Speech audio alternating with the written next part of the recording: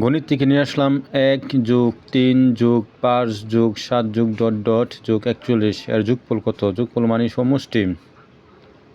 তো এখানে 1 3 5 7 এটা হচ্ছে বিজোড় সংখ্যার ধারা। তো যদি এখানে আমরা সমাধান করি, দেখি পদ সংখ্যা বের করতে হবে অবশ্যই। সমষ্টির সূত্র হচ্ছে শেষ পদ যোগ প্রথম পদ বাই 2 ইন্টু পদ সংখ্যা। তো শেষ পদ মাইনাস প্রথম পদ ভাগ সাধারণ অন্তর প্লাস 1। সাধারণ অন্তর হচ্ছে ডি সমান সাধারণ অন্তর, এটা হচ্ছে দ্বিতীয় পদ মাইনাস প্রথম পদ।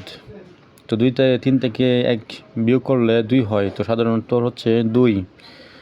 তো 41 থেকে 1 যদি বিয়োগ করি তাহলে 40 হয়।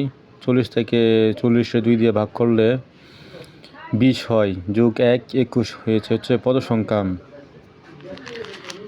তো পদ সংখ্যার সমষ্টির সূত্র হচ্ছে শেষ পদ যোগ প্রথম পদ ভাগ 2 ইন্টু পদ সংখ্যা 21 যোগ 41 যোগ 1 42 ভাগ 2। তো 42 থেকে 2 দিয়ে ভাগ করলে 42-কে 21 হয়, 21 ইন্টু 21 441 উত্তর। তো এটা হচ্ছে সমষ্টি বিজোড় সংখ্যার সমষ্টির সূত্র আছে একটা যোগফলের সূত্র, এটা হচ্ছে n স্কয়ার। এটা হচ্ছে বিজোড় সংখ্যার জন্য। তো n স্কয়ার দিলে 21 ইন্টু 21 সমান 441 হয়, 441।